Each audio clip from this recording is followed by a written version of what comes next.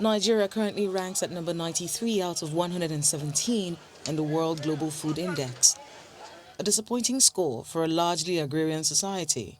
Agriculture alone accounts for over 40% of the employment in Nigeria. It's a sector in dire need of government support, considering it used to account for more than 70% of the country's GDP at independence. Now it contributes just over 20%. The Buhari administration in March of 2018 set up the National Food Security Council, specifically to ensure food security in the country. The president believes the council is delivering on its mandate. In the last 5 years, we have recorded notable achievements despite the decline in GDP by 6.1% in second quarter of 2020. As a direct result of coronavirus, the agricultural sector continued to grow because of government's targeted agricultural policies. We have been blessed by God with 6 successive rainy seasons, ensuring good harvest since 2015. The nation thanks our farmers for rising to the occasion and answering our national call. The council is also taking credit for the reduction in the cost of food over the months and wants Nigerians to expect high output this harvest season. Its deputy chairman, the governor of Kebbi State, Atiku Bagudu, says the country has achieved self-sufficiency in many crops. Harvest has commenced in some parts of the country in respect of some crops, and because of that, the prices have begun to respond to harvest by beginning to come down. Maize was never on the importation ban list. What CBN did in order to support domestic maize production was to restrict the sale of foreign exchange for maize importation, and but maize is not a banned commodity yet. President Buhari has instructed the central bank not to issue a kobo of the country's reserves for the importation of food items and fertilizer. He insists that the focus should be on empowering local producers and farmers. That way, the government will ensure food security while fixing the unemployment rate. From the State House in Abuja, Kayla Megwa, Channels Television News. All right, welcome back. Well, yes, that is what we're focusing on today. So, 2 gentlemen joining us to take a look at that particular policy. Garba Shehu, Senior Special Assistant to the President on Media and Publicity, as well as Dr. Ahmed Adamu, who is a Senior Lecturer of the Economics Department, Nile University, Abuja, joining us from our studios in Abuja.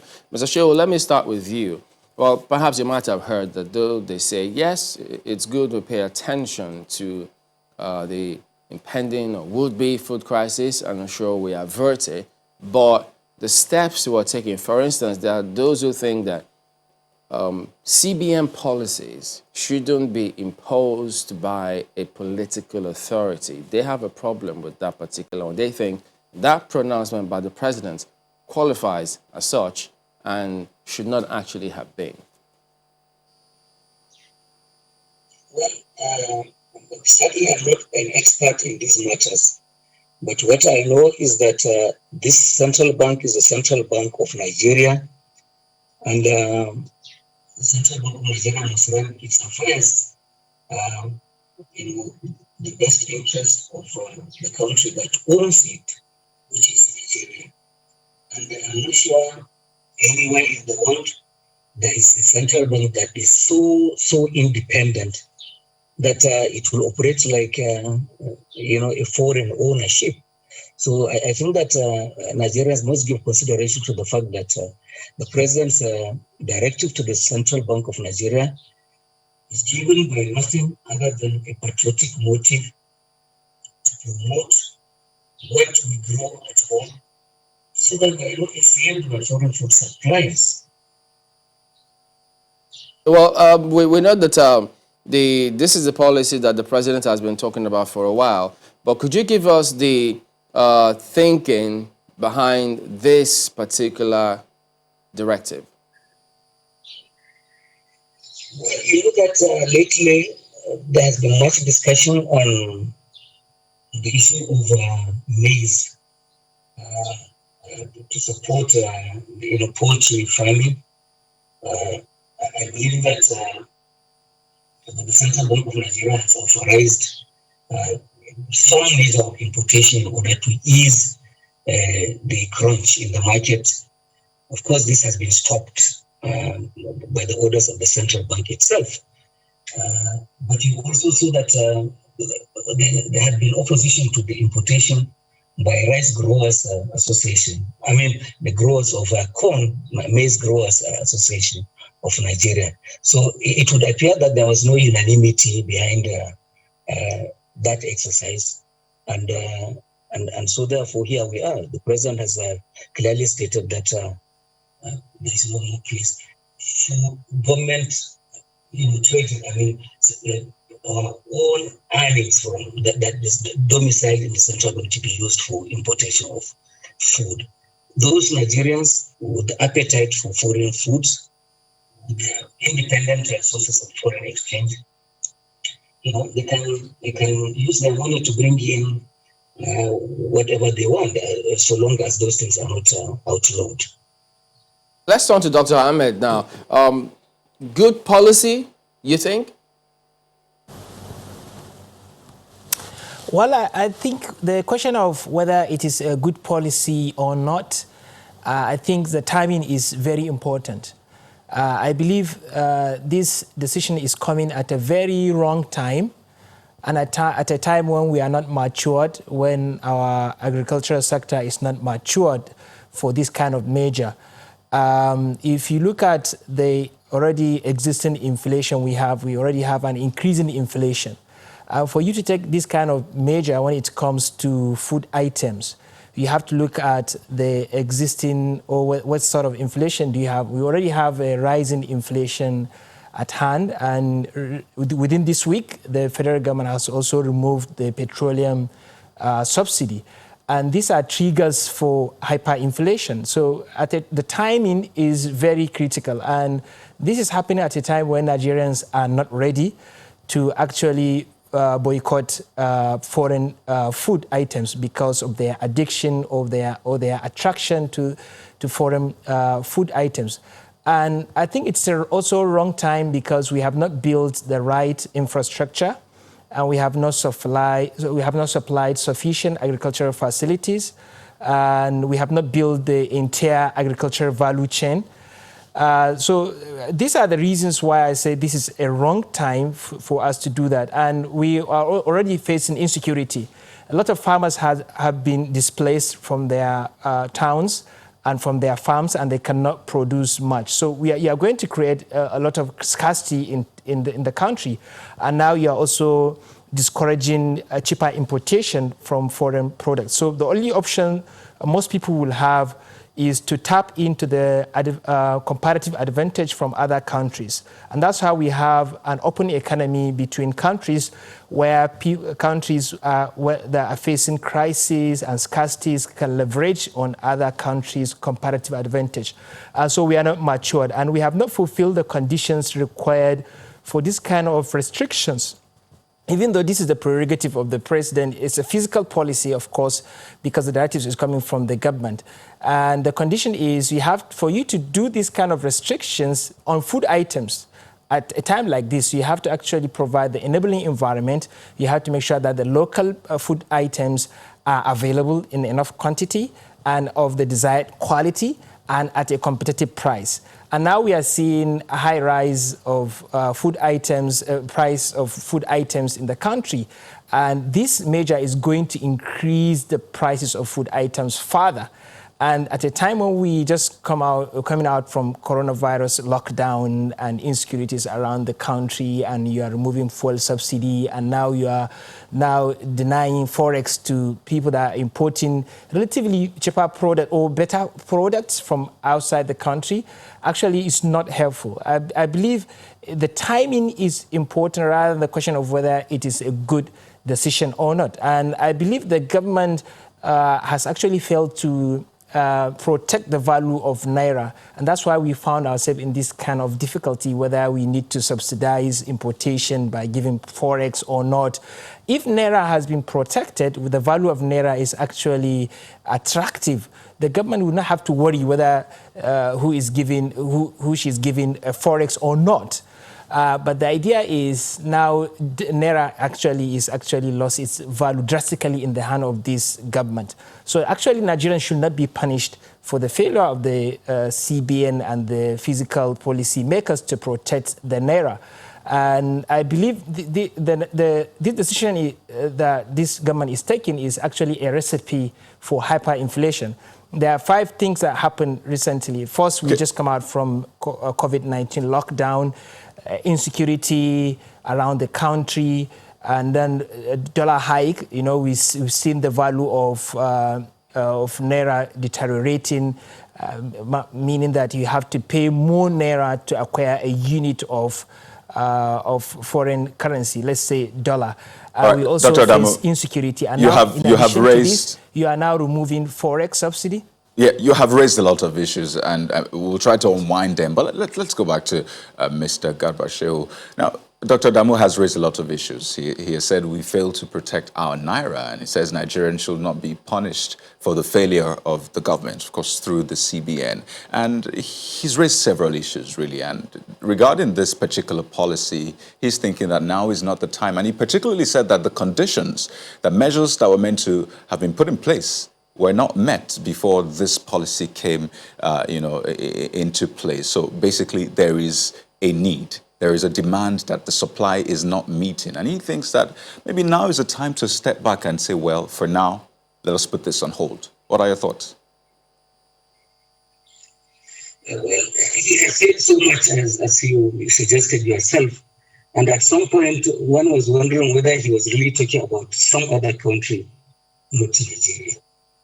It would appear that a scholar of his understanding does not know that this country had been targeted for dumping of food, rice in particular, by foreign nations. One of the neighboring countries at some point at their harbor, they had 9 ships loaded with rice. By the food culture of that country, they ate the basmati rice. Parboiled was Nigerian. 8 of the 9 ships had carried parboiled rice intended for the Nigerian market. Nigerian agriculture had been sabotaged. Poultry agriculture had been sabotaged by countries that are dumping on Nigeria. He's talking about cheap food coming from abroad because it is subsidized by foreign suppliers so that they will undermine local growth of food items. And we have succeeded in blocking that. This country has attained more than 90% food self-sufficiency. We are not, as we speak now, there's no shortage of this kind of food in the country. Yes, there is high cost of food in the country, and this can be explained. Part of this had come from the failure of dry season farming due to problems with fertilizer. The lockdown occasioned by COVID had impacted the movement not only of food items but of fertilizer and the other raw materials needed for it.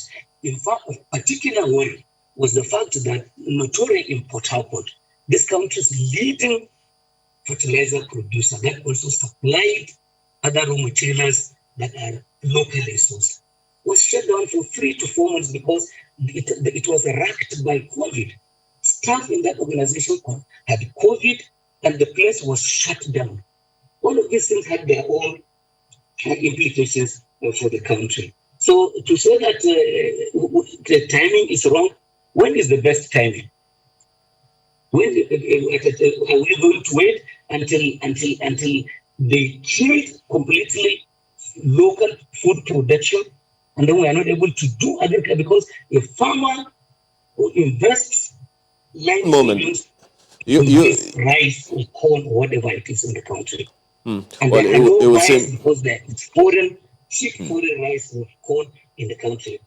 Okay, let me ask, just one moment, Mr. Chew. Let me ask Dr. Adamu, about this issue. So, well, you're talking about the timing, and of course, a number of people might agree with you, but then some also might disagree, about whether or not it's the right time or not, because as you heard him say, there is perhaps the problem of when is the right time. Okay, so here we are now. Let's kind of move on. What responsibility do you see here for states? Of course, the federal government can only, talk to, the aggregates, the businesses, perform some fiscal stuff that they can. But then the responsibility of how these things get done have to be in partnership with the states. Just yesterday, we were having that conversation. Well, we had that news report where the DG of NISA said that we'll have some challenge on our hands if we do not find a way to deal with flooding, because that can also, in a way, affect our food production. Is there anything we can do now? It's not that we didn't know that there was going to be flooding. He's been making that noise since December of last year, that we should do something to ensure that we do not have a food crisis on our hands because of the volume of rains that will happen this year. So here we are now. What do you think the states can do to forestall a food crisis occasioned by flooding? Well, when you talk about flooding, it's a natural thing. It's natural disaster. It's beyond human control, even though we can take measures to mitigate that. But I would like to take the angle of what the government can do to mitigate the food crisis. I mentioned insecurity. For example, Katsina State, where I come from, I know there are millions of people that have been displaced from their local areas, from their towns, from their farms, and they can no longer farm. And now we have drought in northeastern part of this country. So these are factors that actually I believe is a failure of government to ensure security, and that is why we are going to have food crisis. And largely, when he's asking about the right time is when the government will strategically sit down and ask itself, why do people prefer foreign food items? Why? Because consumers are rational all the time. They know why they go for foreign food items. Maybe, is it because of quality? Is it because of quantity? Is it because of price? Now, instead of you to enforce it, to force Nigerians to buying things they are not ready to buy, why wouldn't you make them become attracted, or the local products becoming attracted to the Nigerians by enhancing its quality, quantity, and ensuring there's competitive price for our local food items? So these are the things that we need to set in place before we even enforce people, because this actually is an aggressive measure, if I will say, because we live in a liberal economy where people have freedom to choose what they want to choose from. But there are other failures from the side of government that we don't want to be punished for their own failure. And so that's the number one thing we need to do. And the right time is when you provide the right subsidy and support to local producers, so that even it's going to be more lucrative for people that have the money to produce within Nigeria than to even import from outside. And we have not seen the effect of that so much. And the right time is when you build the right infrastructure and provide the modern facilities and equipment for mechanized farming. We are still at the traditional farming system. We still use our labor, we still use the hoe, we still go and use natural fertilizer. And we are still at like 30 years back. So we have not built the right infrastructures for us to say we are now discouraging importation of food items from other countries that have comparative advantage. And we are saying that we want to produce all food items we want. Dr. Adamu, just one moment. Maybe concentrate on the ones that we have better comparative advantage. Yeah, but I'm asking what the responsibility of the states, I mean the state government, what can they do? If we are going to do what the federal government is talking about in the economic sustainability plan, pull 5 million people, provide 5 million jobs through agriculture, it has to be in partnership with the state governments.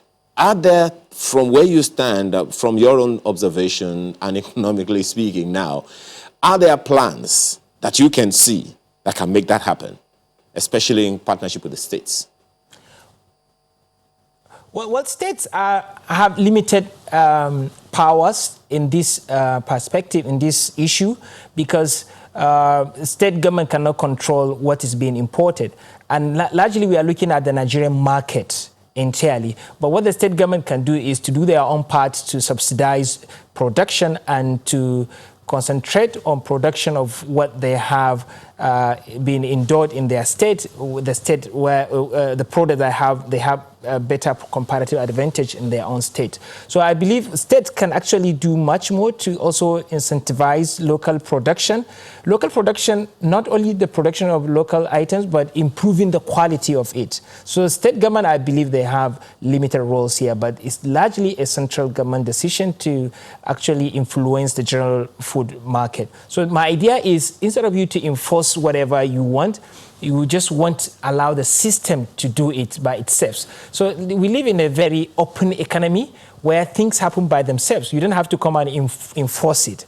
So that's my own idea about this issue. So the state government actually have limited roles here. All right, let's take it back to Mr. Shehu. Well, part of the point he raised was, part of what I was thinking about when I said, look, was the thinking behind this particular directive, haven't been on it for a while. But because in addition to that, yes, consumers have mentioned that as well, the quality of local production, the cost of rice.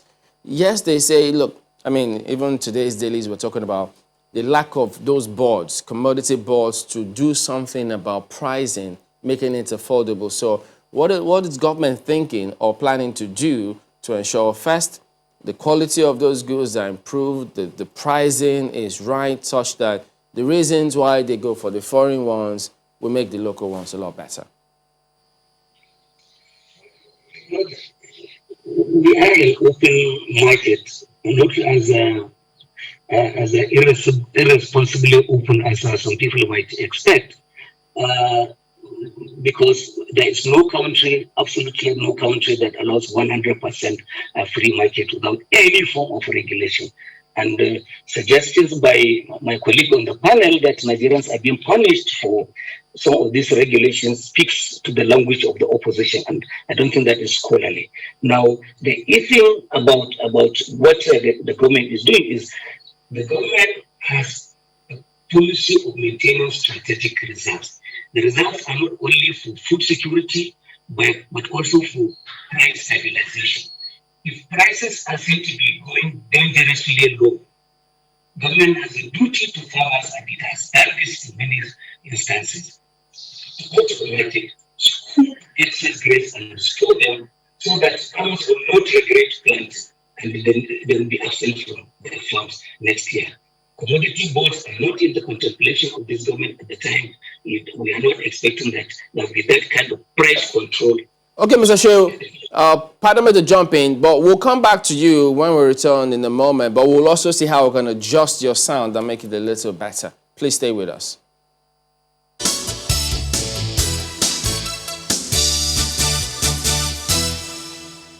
All right, welcome back. We'll get back to Mr. Shehu in a moment, but Dr. Adamu, well, he thinks that, yes, some of those considerations, this decision wasn't taken, without consideration to those other factors that, other than the cases of smuggling, which worsens the scenario, makes the cost of the local ones, well, they make the smuggled ones a lot cheaper, so people can resort to that. But when you say the right time, will there ever really be a right time to take these decisions?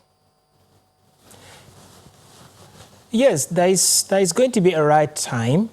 It depends on the right action that the government is taking. You know, when this government came in the beginning, what they did was to close the borders, especially the land borders.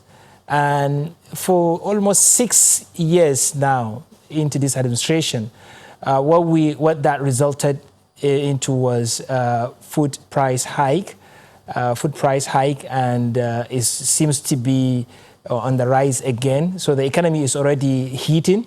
So what we anticipate in the future is further shrinking of the economy, and then the price is going up again and again. I believe I have this opinion and suggestion to this administration that if actually people smuggle foreign items, there must be a reason why they do that.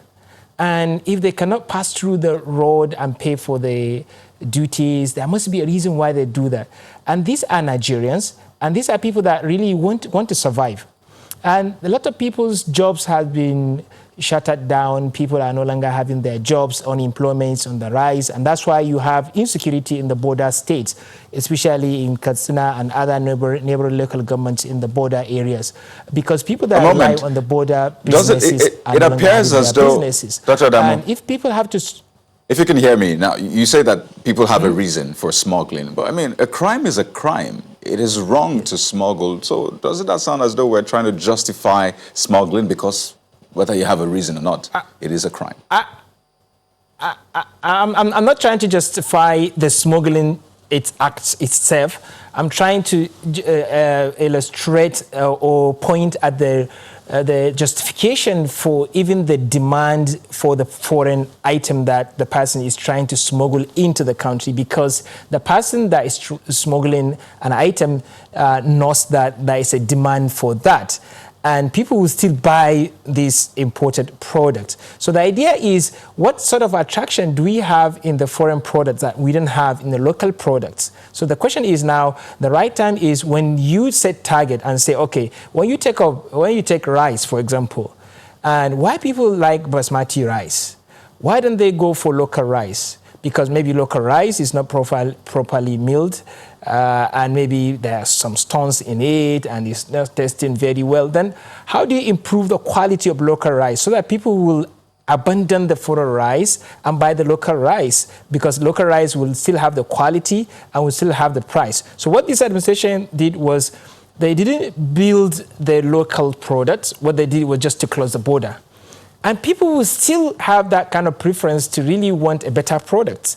So no matter how much expensive it is, they will still want to buy the foreign products. And what they do is, now they are making prices of everything going high, and that reduces the value of people's income. Because people will still not go for the local product. So the idea is, this administration actually is largely misinformed, especially when it comes to food prices. Okay. I heard what Garba Shehu is saying, that prices are going down, which is contrary to reality. Everyone knows that food price of everything is going high, especially after the announcement of the petroleum subsidy removal now. All right, let's get him to respond. Let's get him to respond to the issues you have raised, Dr. Adamu. You've raised quite a number of them, and it might be tricky to unpack them. But Mr. Garba Shehu, you've heard him. He raised quite a number of issues, and he talked about the quality of local rice, specifically local products. Is the government also working to develop that? Well, let me first of all say that the issue of the border closure did not exist for 6 years. It was put in place last year, and it wasn't about rice and food only.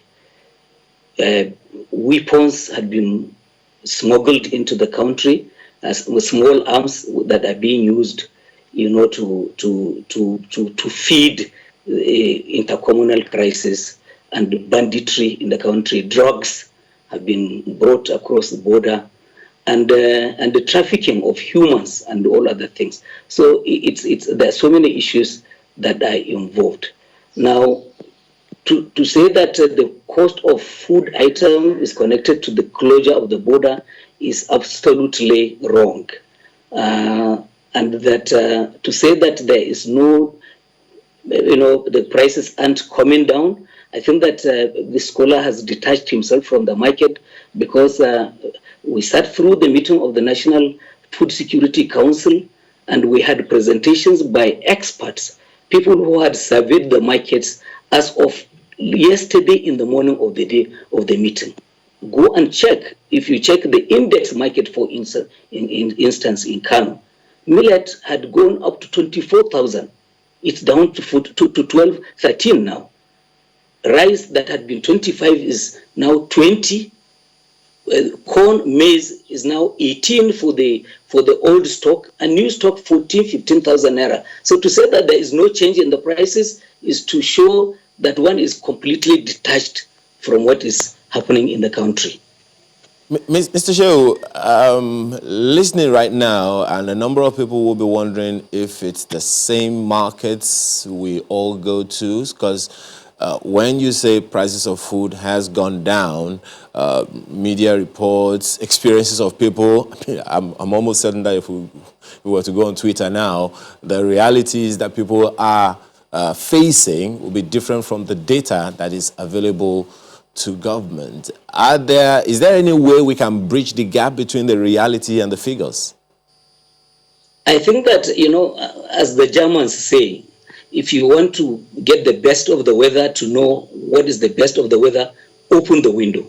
My suggestion to the journalists who sit and write all of these numbers, send your correspondents to the streets, go to the markets and to find out. I didn't say that all of the prices, the changes had crashed completely. They are coming down because the harvested items are coming into the market. Prices are coming down. They will continue to go down as more and more food items are harvested.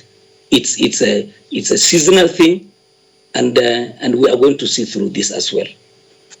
Looking at figures from the MBS, they tell a different story. You look at inflation figures, consumer price index, even food index at 15.48%. And in fact, people are predicting that it might even rise to more. Dr. Adamu says it might even become hyperinflation. So those are the figures, really. And you wonder, how does that merge with people's realities? But, people are also predicting, experts, in fact, are predicting a food crisis. We listened to NISA saying the flooding is going to affect a lot of farmers and making their yields drop drastically. So it appears as though the government is saying there will not be a food crisis. But when you listen to experts, when you see the figures, and when you listen to NISA, it tells a different story entirely. So are we heading towards a food crisis? I think that Nigerians, we should be trusting of our governments, because the people who told the Minister of Agriculture to come to Food Security Council yesterday to say that we are expecting a bumper harvest, they are Nigerians as well. They are not foreigners. And it's not as if they don't love this country. I think that there is a lot of pessimism that is driving popular discourse, and much of it imbued by politics opposition politics is normal, is expected in any democracy. But the level at which we are seeing these things is very alarming. My point is, I think that Nigerians should trust their own government, should trust their own people, because we are all Nigerians in the government. We are not from the moon. Now, I want to ask you a question. Well, we heard all that the president has said, that these policies are geared towards helping to develop the local farmers' capabilities and engage the young men. Is there a plan to increase the list of food or food items on the prohibition list, on the import prohibition list? Let me say that even maize that we discussed now is not on import prohibition list.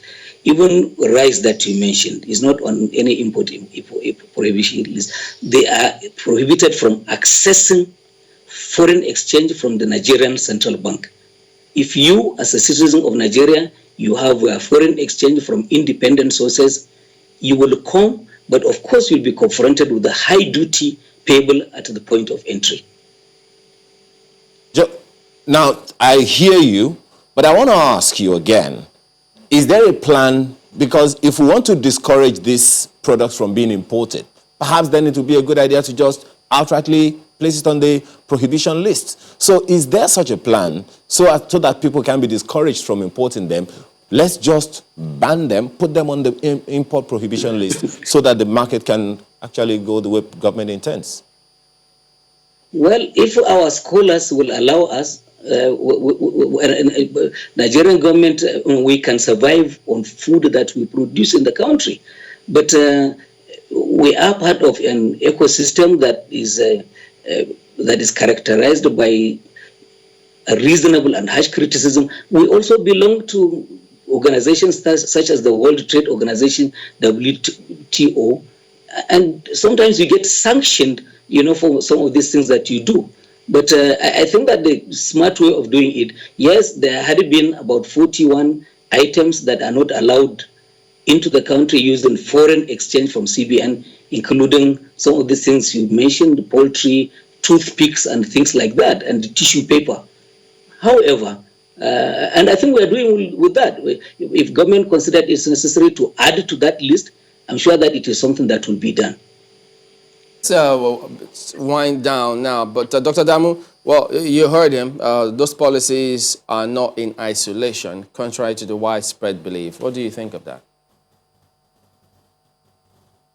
Well, I think regarding the question he was asked about why not ban these products entirely, I think what the government is doing now is saying that we are going to increase prices of imported products, and you guys, I know you must buy these products, and now you have to now trade other things for these highly increased priced products. And so what you are doing, you are inducing inflation into the country, and you cannot ban them entirely. So this is actually the failure of the government to actually build the infrastructure so that we don't even have to bother which items are we importing or not. So the idea is the government feeling that whenever it's being criticized and think that this is an opposition, it is not. It's a reality, and we have to tell the government that this is what the government brought us to, and there are better ways we can actually do these things. And I believe the issue of border issue he mentioned, where arms and drugs are being imported through the land borders. Actually, this is also a failure of the government. If you fail to checkmate the importation of these illegal products, you should not punish other people that are also importing the legal products. So now what you are doing, you are now closing the border entirely and depriving people of benefit that the land border provides. So what you are doing now, you are reaching the rich people that can afford to import through via the sea borders. And now this administration has been shouting about agricultural policies, agricultural revolution. And we recently saw a circular from the customs saying that there are some people that are allowed to import maize into the country. And it amazed me to see under this agricultural revolution, we still import a common maize into the country. And we still import a lot of things, food items we eat. We need to wind down. Let me just ask Mr. Gabasho. We saw a documentary by Akwa Ibom State. They were talking about Ibom deep sea ports in terms of helping the economy grow and then providing not just for Nigeria, but attracting Forex. They are talking about this Ibom deep sea port. Is there any information? I think they say that they're waiting for the government to sign off on that before they can operate fully to contribute to the economy. Any information about that for us? Well, first of all, I will say that for a doctor to say border closure, there is a partial border closure. The borders of Nigeria have not been sealed. Importation through land border, that is the issue. All seaports are open to export and import. Airports are open to export and import. And on account of this, customs revenue has shot, through the roof. It has never, even with COVID, we are doing the best any customs can do in the country. You asked about Ibom deep sea port. I hope that if it is an issue of approval, it will be done because it is a national development issue. I've not been briefed about this. I'm not in a position to say what is the status of that project. All right, we thank both of you, Mr. Gabasho, Senior Special Assistant to the President on Media and Publicity, as well as Dr. Amadou Damu, a Senior Lecturer at Now University, Abuja. Thank you both for talking to us today.